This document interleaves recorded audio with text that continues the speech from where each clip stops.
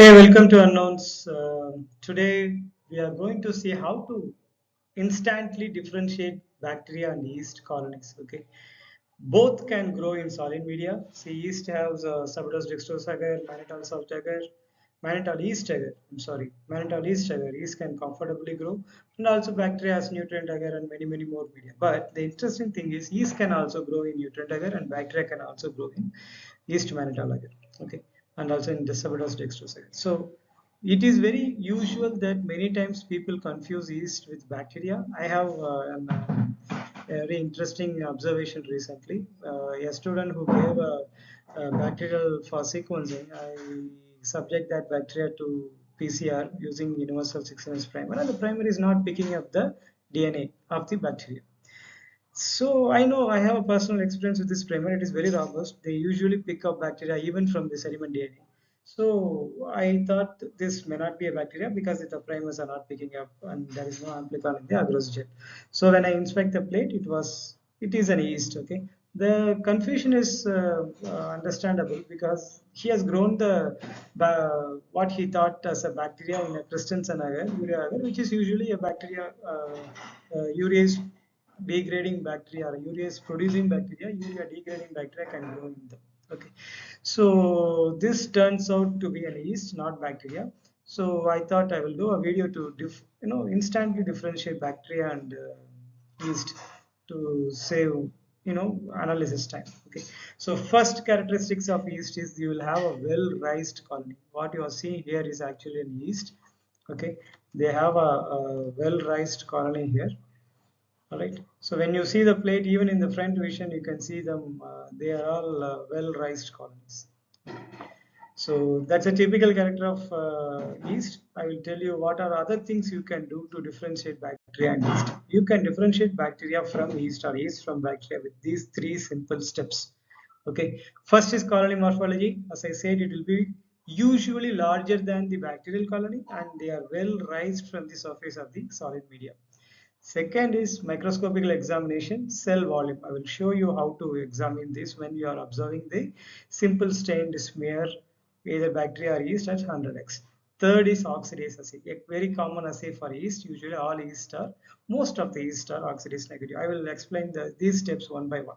So when you suspect your colony to be yeast, what is the first thing you need to see? See for the well-raised colony, and the colony size is usually bigger, okay, more than 10 millimeter many times. Okay, so which clearly indicates it's an yeast. Okay, there are few exceptions like this here. Cryptococcus neoformis in Christensen urea agar, they are because of their unusual media, their colony size is not that much, but if I streak them in yeast mannitol agar, you will see the size here.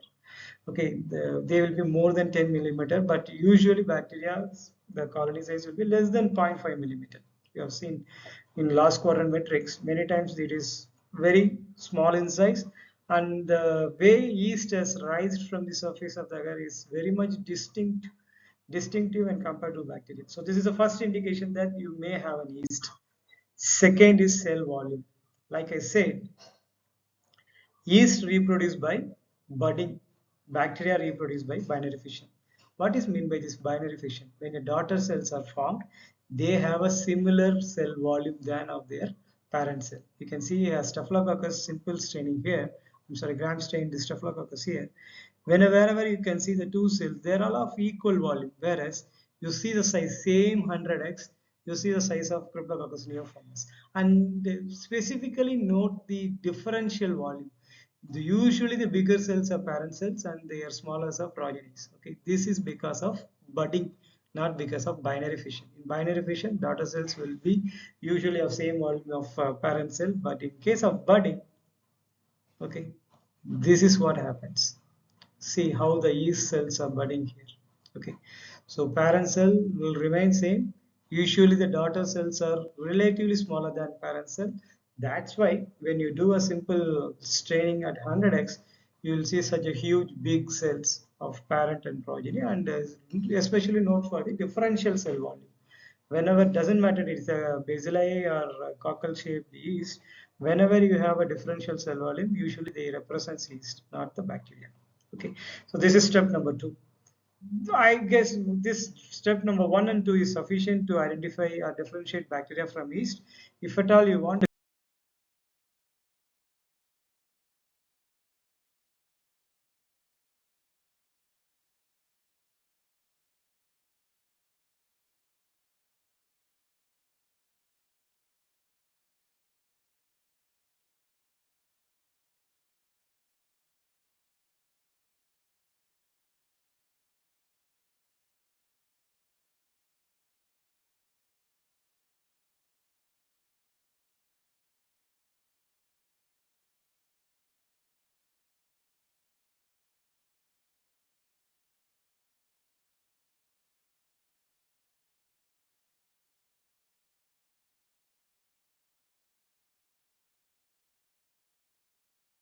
confirm the yeast, I would say go for oxidase assay, as most yeasts do not have this cytochrome C oxidase enzyme in there as a part of electron transport system, because they derive energy from anaerobic fermentation usually, and by also fermenting simple sugars.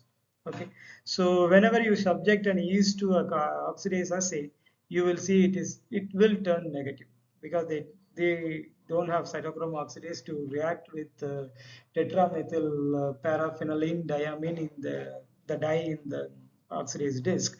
Hence, it will turn negative. So how does a bacteria look like?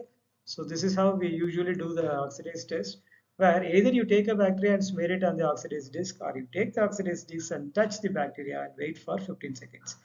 Within 15 seconds, if the disk turns purple as it is standing here, then it is oxidase positive. This is a typical test for bacteria. For yeast, mostly it is oxidase negative, because most of the yeast do not have. I say most very carefully. There are few species in Candida that is oxidase positive, but they are very rare to isolate. So I would say most of the yeast do not have the catalase enzyme, and hence they will appear negative. So to sum up,